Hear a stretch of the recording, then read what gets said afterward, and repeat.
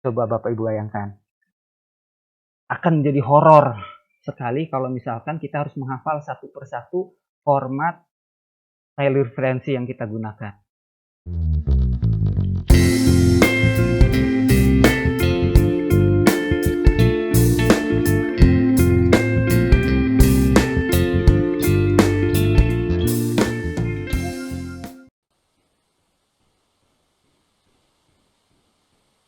Assalamualaikum warahmatullahi wabarakatuh. Selamat siang Bapak, Ibu, rekan-rekan dan adik-adik semua. Semoga kita semua dalam keadaan sehat ya. Walaupun dalam keadaan pandemi seperti ini tidak menjadi halangan untuk kita untuk tetap mengembangkan ilmu. Selamat datang di live webinar Mendeley for Scientific Publication yang diadakan oleh JP Global Transtech. Terima kasih karena telah berpartisipasi di acara kami kali ini. Pada hari ini akan ada pematerian bersama Saudara Fen-Fen Venda Florena atau lebih akrab kita sapa dengan Kang Fen-Fen, serta tanya jawab yang akan dilakukan di akhir sesi pematerian. Pastikan Anda semua memahami materi yang akan disampaikan dengan baik, karena di akhir acara akan ada kuis yang nantinya menjadi syarat untuk mendapatkan e-sertifikat. Sebelum masuk ke sesi pematerian, mari kita undang Kang Fen-Fen untuk bergabung bersama kita terlebih dahulu. Halo, Assalamualaikum. Halo Kang Fen-Fen, gimana kabarnya? Alhamdulillah. Baik. Kang Fen-Fen puasa hari ini? Puasa dong, masa enggak? Oke nih Kang Fen-Fennya udah di sini. Jadi sebelum kita masuk ke pematerian, ayo kita mengenal JP Global Transtech terlebih dahulu.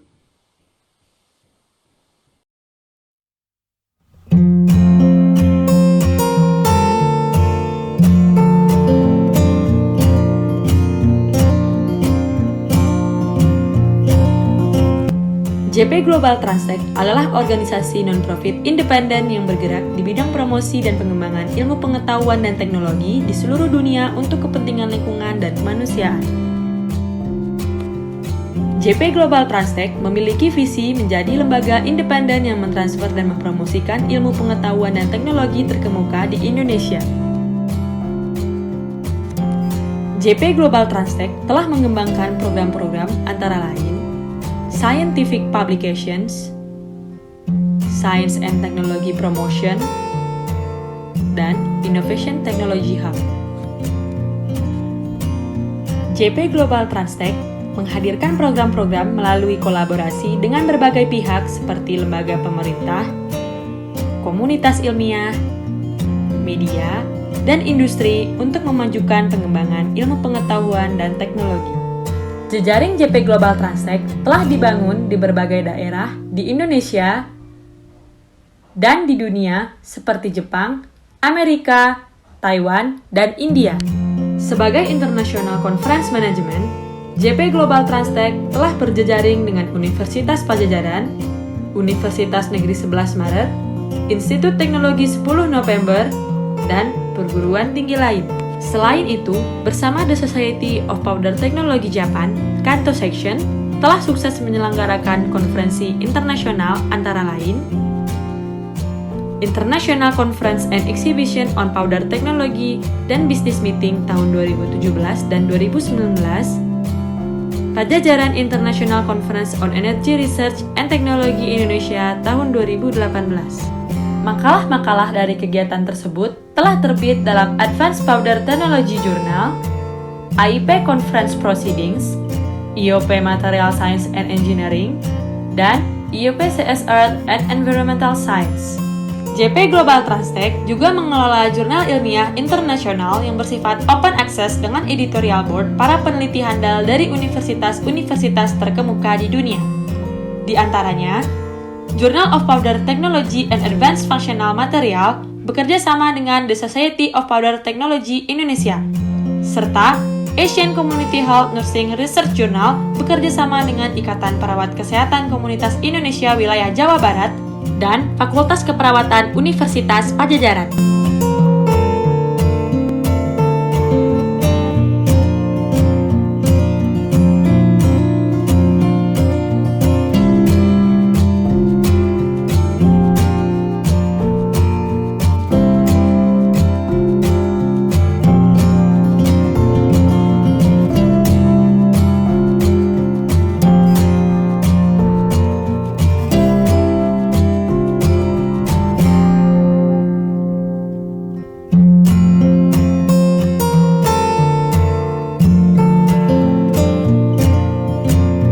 Terima kasih atas kepercayaan yang Anda berikan.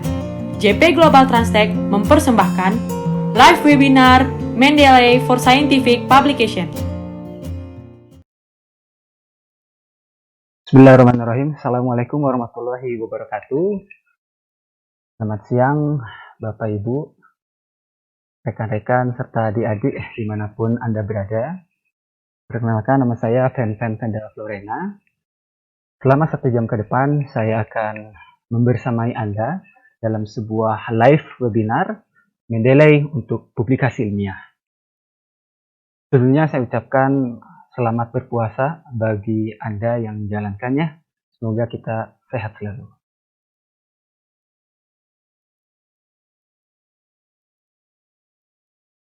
Pada webinar kali ini, saya akan mencoba untuk menyampaikan beberapa tahapan materi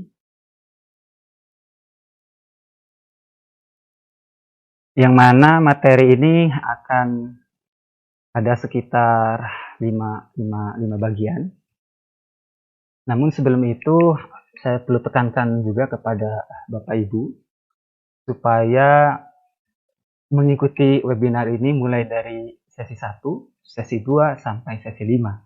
Karena pada sesi yang terakhir, yaitu pada sesi yang kelima, maka Bapak Ibu akan menyaksikan demo cara penggunaan Mendeley, baik itu mulai dari cara mensitasinya, kemudian di sini pun saya akan menampilkan fitur-fitur lengkap pada Mendeley.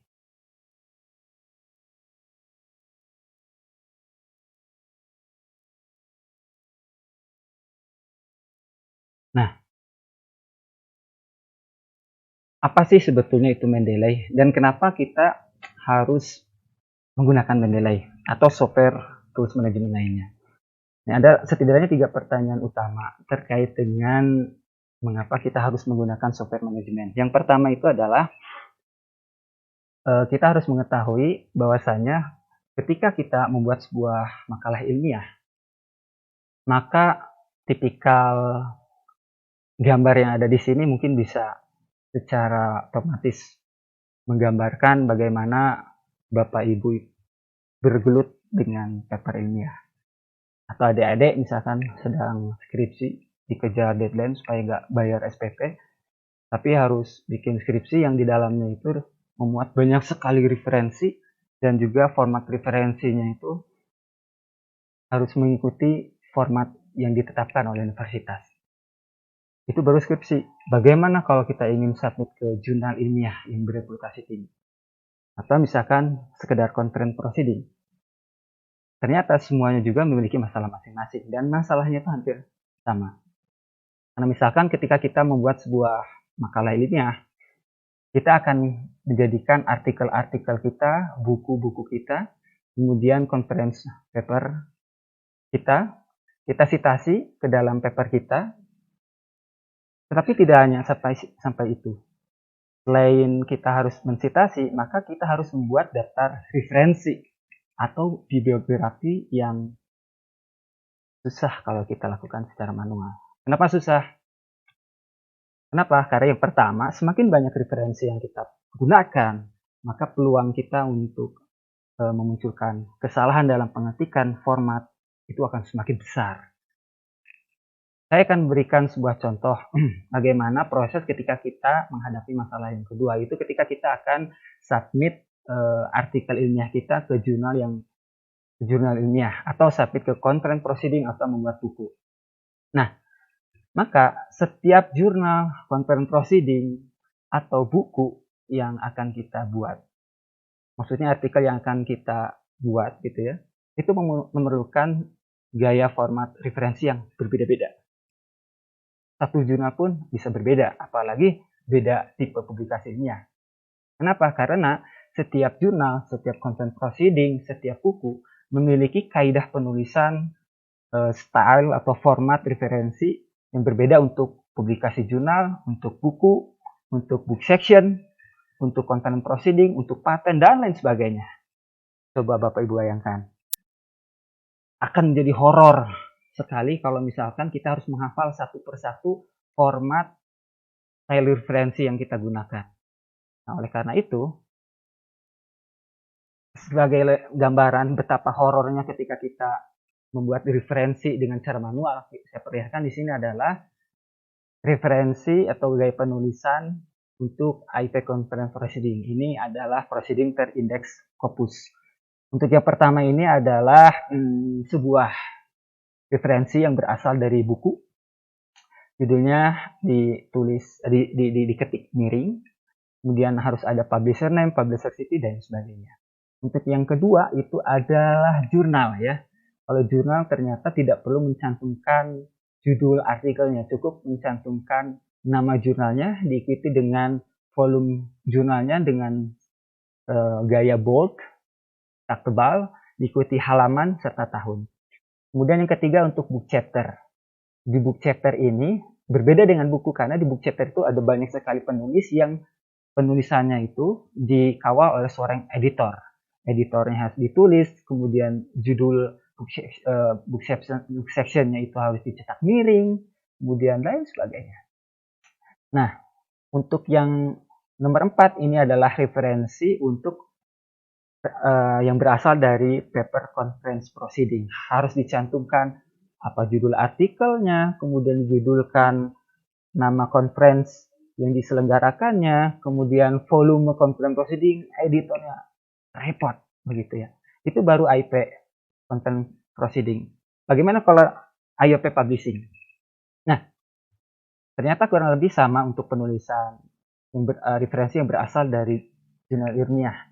Tetapi di sini nama jurnalnya harus dicetak miring ya. Kemudian volumenya di bold dan tidak perlu mencantumkan page number-nya. Kemudian nomor 2 ini sama untuk referensi dari jurnal. Nomor 3 untuk referensi dari buku. Nomor 4 juga buku. Kemudian nomor 5 ini untuk referensi dari proceeding. Tidak perlu dicantumkan editornya. Itu baru conference proceeding. Terus kalau misalkan kita pengen nulis dan submit di jurnal yang bereputasi tinggi, jurnal Q1 atau semua Q2, Q3, Q4 pun saya kira pasti akan ketat dalam pembuatan referensinya. Sebagai contoh saya perlihatkan bagaimana kaidah penulisan referensi untuk jurnal. Ini Advanced Powder Technology jurnal Q1 untuk publikasi referensi yang berasal dari publikasi ilmiah dicantumkan seperti ini. Untuk buku, untuk edited book, kemudian untuk referensi yang diambil dari book section. Nah, oleh karena itu, kita memerlukan sebuah tool yang akan membantu kita mengenerate secara otomatis referensi yang kita citasi dan juga menuliskan daftar referensi atau daftar bibliografinya. Banyak software manajemen tools yang digunakan, bisa EndNote atau bisa Mendeley, bisa juga Zotero, dan lain sebagainya. Nah, maka secara otomatis software-software ini akan mengenerate citasi dan referensinya dengan ketelitian 100%. Bisa seperti itu. Nah, jadi fungsi dari reference management itu adalah membantu kita untuk membuat sekaligus memanage data-data referensi kita untuk setiap riset yang kita lakukan. Kemudian yang kedua, kita juga tidak perlu khawatir untuk menampilkan sumber-sumber pustakanya karena nanti saya akan ajarkan menggunakan Mendeley. Nah, di sini saya memperlihatkan beberapa software manajemen yang seringkali digunakan oleh para akademisi, mulai dari Mendeley, EndNote, Bitbox, Zotero, sampai Papers. Nah, bisa Bapak Ibu, teman-teman dan adik-adik lihat di sini. Fitur yang paling lengkap itu adalah fitur yang dimiliki oleh Mendeley. Udah mah gratis, fiturnya paling berlimpah. Oh bisa. Nah, jadi apa sih sebetulnya Mendeley itu? Mungkin di antara kita ada yang bertanya-tanya, kenapa nggak pakai Zotero saja? Kenapa nggak pakai Repworks atau Paper? Bebas. Mana yang menurut kita lebih nyaman. Tapi kalau untuk saya pribadi, ketika saya menulis artikel untuk jurnal atau pengerjaan tesis atau hal lainnya, saya cenderung suka sekali sama Mendeley. Kenapa? Karena dengan komparasi yang sebelumnya saya perlihatkan tadi. Nah, kemudian selain berfungsi untuk mengatur PDF dan juga mengenerate daftar sitasi dan daftar referensi secara otomatis, Mendeley pun ternyata memiliki fitur yang cukup berlimpah. Di antaranya adalah fitur untuk scientific social networking.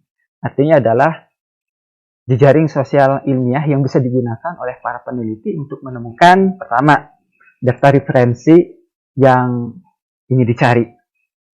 Kemudian yang kedua, bisa mengikuti rekam jejak publikasi dari peneliti-peneliti sebidang atau di bidang lain bisa.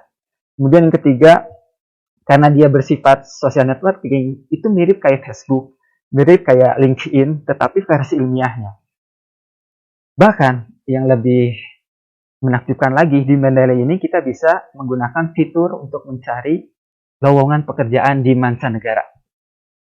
Kemudian daftar yang favorit itu adalah daftar pencarian research funding yang dibutuhkan oleh akademisi yang tergabung dalam pusat-pusat penelitian di kampus ya.